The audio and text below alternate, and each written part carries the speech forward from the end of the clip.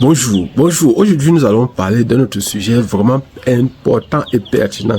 Il s'agit toujours de la culture, du monde agricole. Le monde agricole, c'est un monde qui nous entoure. Ce que nous faisons tous les jours, c'est ce qui nous permet de vivre, de nous nourrir, de nous nutrir. Voilà. Mais aujourd'hui, des personnes peuvent se poser la question, pourquoi les jeunes ne s'intéressent plus véritablement ou vraiment à la culture? Pourquoi dans les villages, la plupart des jeunes ont tendance à aller dans les villes chercher le travail? Pourquoi est-ce que les jeunes ne se concentrent pas dans la culture? Est-ce que la culture donne véritablement l'argent? On peut répondre à quelques-unes de ces questions aujourd'hui dans cette vidéo. Et pour ceux qui ne me connaissent pas, je suis Job Kamdem, je suis répétiteur de profession, je suis entrepreneur, répétiteur de profession, je suis enseignant de formation. Je suis actuellement dans la région de l'Ouest, je suis venu rendre visite à mes ruches. Je suis venu visiter mes ruches, je suis venu récolter du miel. Et j'ai parlé déjà dans une précédente vidéo du rôle. J'ai précisé, si vous avez un champ dans lequel vous avez placé des ruches, les agriculteurs peuvent utiliser les ruches pour améliorer leur récolte, la qualité et la quantité. J'ai aussi précisé que les culteurs, c'est-à-dire les éleveurs d'abeilles qui font l'élevage de type Apis mellifera, c'est-à-dire la variété qui est domestiquée, c'est en fait les abeilles domestiquées. Alors si vous faites par exemple cet élevage-là, l'apiculteur peut aller jusqu'à 200 à 300 ruches sur un hectare. Surtout lorsque vous êtes dans un champ d'arbres fruitiers ou peu importe le type de culture, ce sont les cultures qui produisent des fleurs. Revenons au sujet qui nous concerne aujourd'hui, c'est-à-dire celle de savoir pourquoi est-ce que la plupart des jeunes ne s'intéressent plus tellement à la culture. Est-ce que la culture est un domaine qui peut rapporter de l'argent? Est-ce que la culture peut rendre suffisamment riche? Pour répondre à cette question, nous allons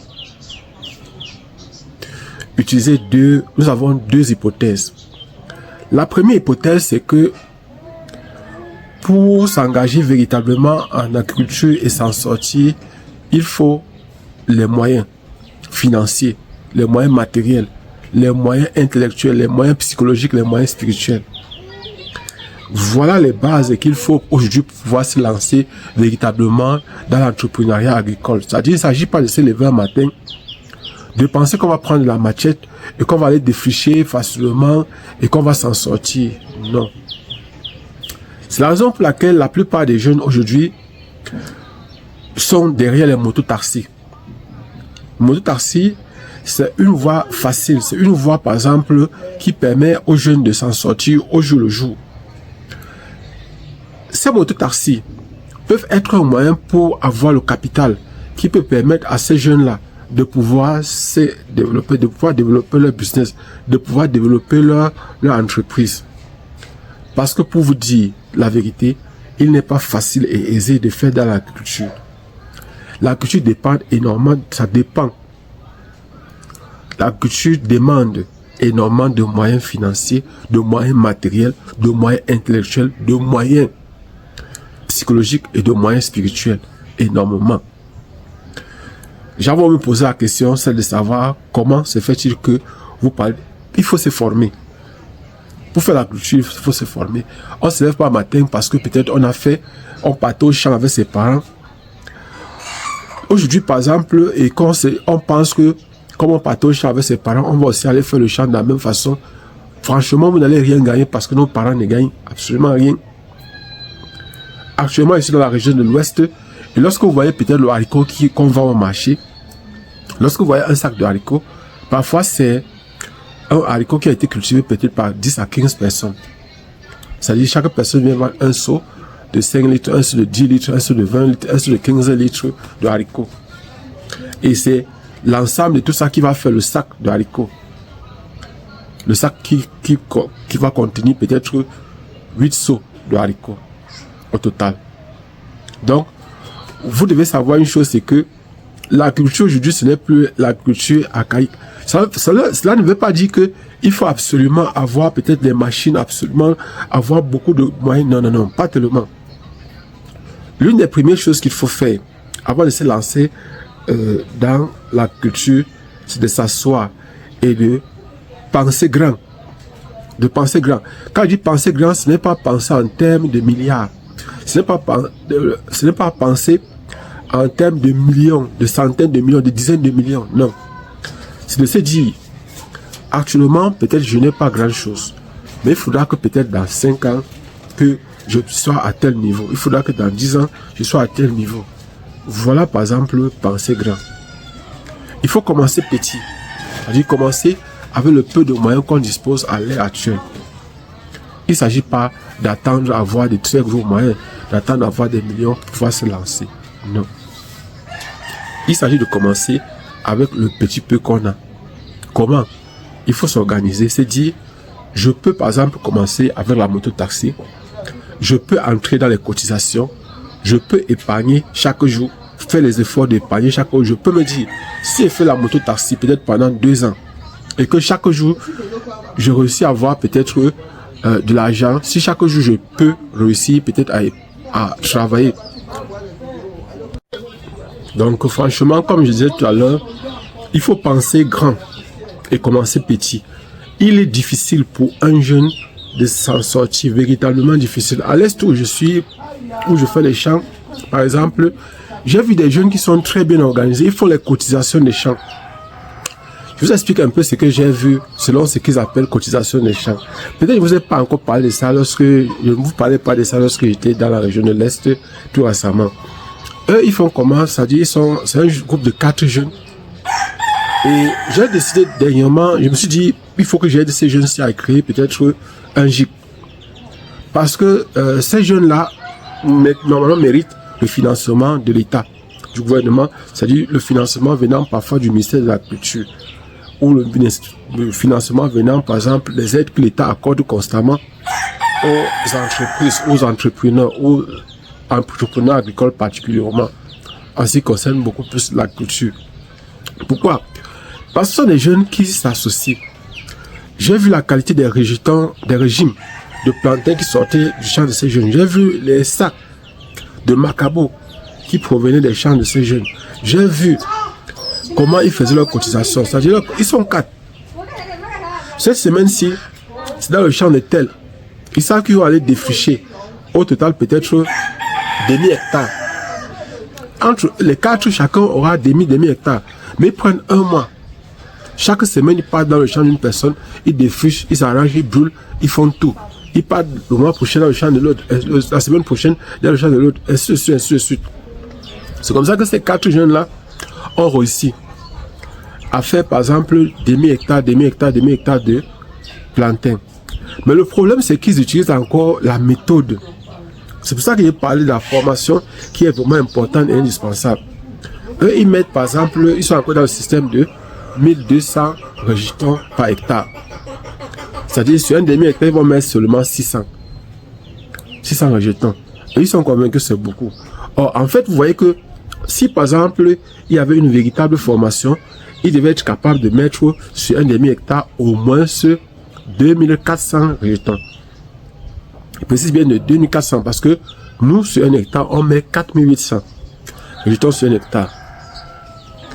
Et vous voyez donc que ces jeunes-là réussissent malgré tout, malgré que c'est difficile, malgré que ils n'ont pas de financement, malgré que ils doivent vendre une partie de leur récolte pour pouvoir financer. Malgré que parfois au village, j'ai vu des choses, bon, il y a des choses que vous parlez progressivement, mais qui sont un peu difficiles parfois à accepter ou à supporter, parce que au village là-bas, à l'est où j'étais, les gens vivent au jour le jour. Donc c'est pas facile pour ces jeunes-là, pour les jeunes de façon générale, de pouvoir s'en sortir, parce que il faut apprendre à épargner, il faut apprendre à investir. J'ai dit par exemple tout à l'heure que si une personne commence par exemple avec la moto-taxi comme parfois on fait, elle peut épargner chaque jour, c'est-à-dire si elle gagne peut-être, on peut supposer par jour 10 000 francs, elle peut réussir à épargner ne serait-ce que entre 3 000 et 4 000 francs chaque mois. C'est aussi à faire les cotisations chaque semaine, chaque jour. Donc, c'est un jeune épargne chaque jour 3 à 4 000 francs lorsqu'il fait sa moto-taxi. Vous voyez vous-même qu'en une semaine, s'il travaille 6 jours sur 7, Alors, à la fin de la semaine, il peut se retrouver, s'il prend seulement 3 000 à 18 000 francs en une semaine, je fais 18 000 fois 4, 12 000 par mois. Vous voyez que si vous faites seulement fois 10, ça fait 720 000. Vous voyez que s'il fait vraiment comme ça, s'il épargne véritablement, en 2 ans, il peut épargner suffisamment d'argent. Et déjà avec 700 000 francs, il peut déjà réussir à faire correctement 1 hectare de bananes plantain. Et s'il fait la haute densité, imaginez par exemple, derrière cette haute densité de bananes plantain, il peut penser à un verger. Vous voyez que derrière ça, et s'il a le verger, il peut penser aux ruches. Donc, en fait, voilà peut-être un peu comment le jeune aujourd'hui doit penser, selon moi. Voilà les stratégies qu'un jeune aujourd'hui doit développer pour pouvoir s'en sortir. Vous avez dit par exemple que les champs dérangent les plantations. Pourquoi vous-même vous ne partez pas faire? Je suis au champ. Je ne suis pas en train de demander quelque chose que les autres doivent faire et que je ne fais pas. J'ai abandonné, actuellement, je suis dans les plantations. Pour montrer qu'en fait, je ne suis pas en train de demander aux autres de faire ce que je ne peux pas faire moi-même. Donc, aujourd'hui, par exemple, un jeune peut commencer petit. C'est-à-dire moto-taxi, commencer avec des petites activités, même des jobs dans les chantiers. Et penser qu'ils doivent réussir à réunir un capital pour pouvoir développer, pour pouvoir faire quelque chose de grand, demain ou après-demain. C'est pas facile. C'est pas vraiment facile, c'est vrai.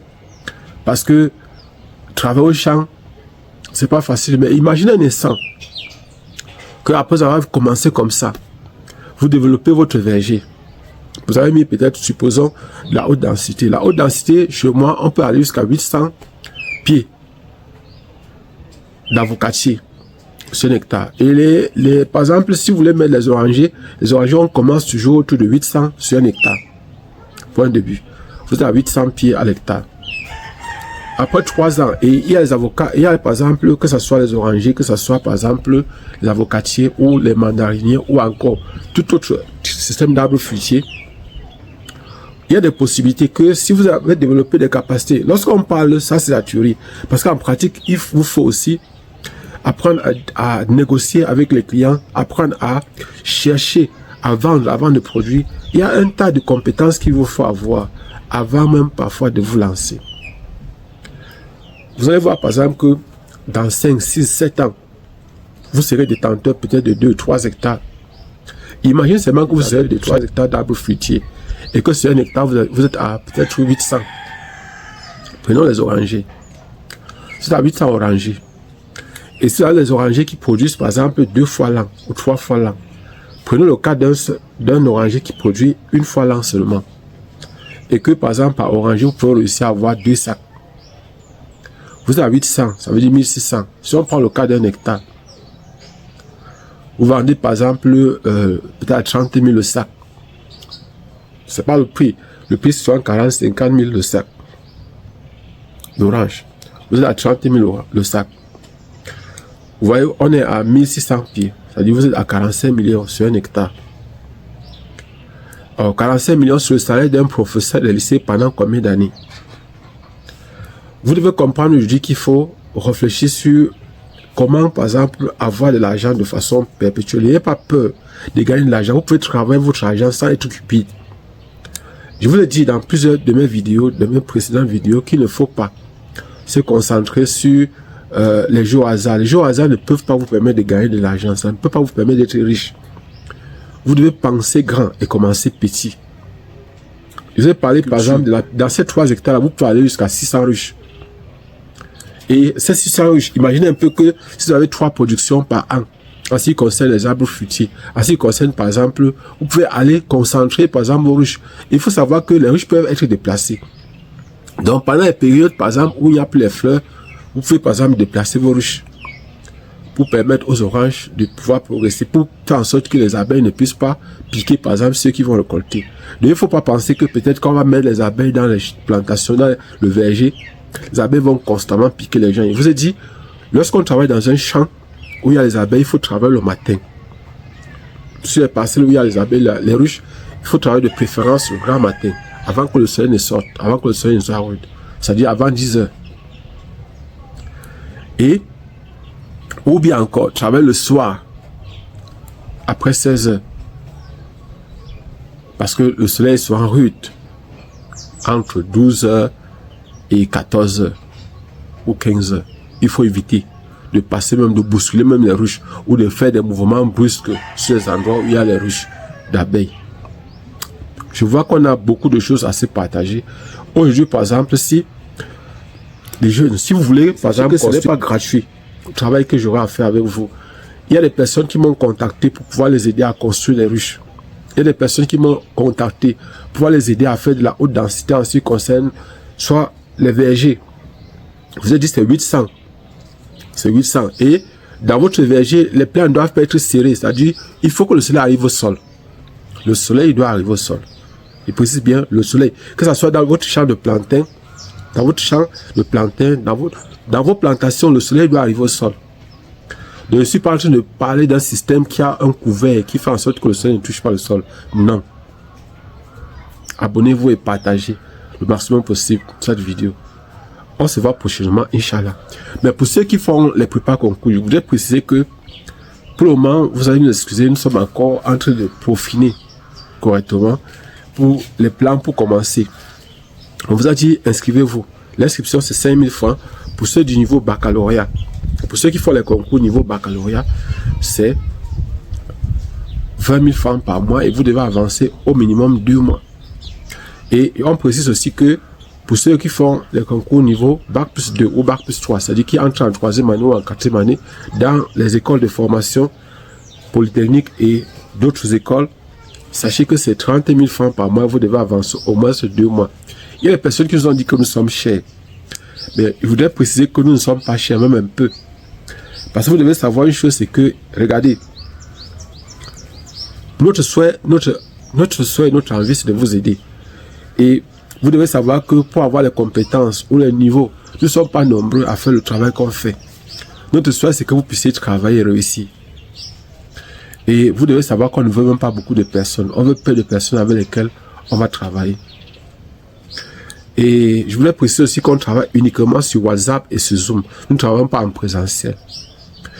Donc, on travaille uniquement sur WhatsApp et sur Zoom. Abonnez-vous et partagez cette vidéo. On se voit prochainement, Inch'Allah.